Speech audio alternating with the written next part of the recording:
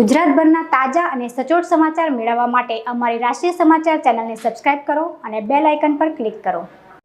સુરતમાં રોગચાળો વકરી રહ્યો છે, ત્યારે શહેરના પાંડેસરા વિસ્તારમાં 1 મહિનાની બાળકીનું સારવાર દરમિયાન મોત નીપજ્યું છે। બાળકીને છેલ્લા 2 દિવસથી તાવ આવી રહ્યો હતો, જેથી પ્રથમ ખાનગી બાદ સિવિલ હોસ્પિટલમાં ખસેડવામાં આવી હતી, જ્યાં બાળકીનું ટૂંકી સારવાર બાદ મૃત્યુ નિપજતા પરિવારમાં શોકનો માહોલ ફેલાઈ ગયો હતો। મૂળ ઉત્તર પ્રદેશ અને હાલ સુરતના પાંડેસરા વિસ્તારમાં દીપક મહતો પરિવાર સાથે રહે છે।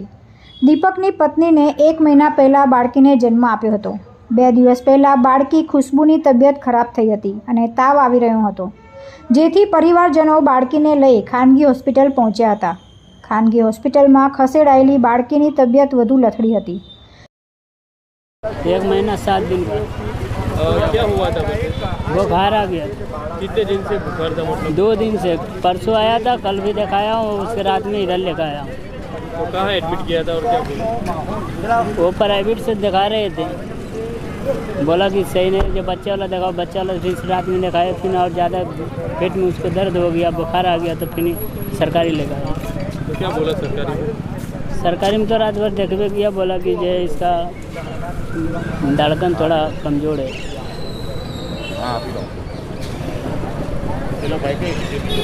ત્યારબાદ પરિવારજનો બાળકીને લઈ સિવિલ હોસ્પિટલ પહોંચ્યા હતા, જ્યાં બાળકીને PICU વિભાગમાં દાખલ કરી સારવાર કરવામાં આવી રહી હતી।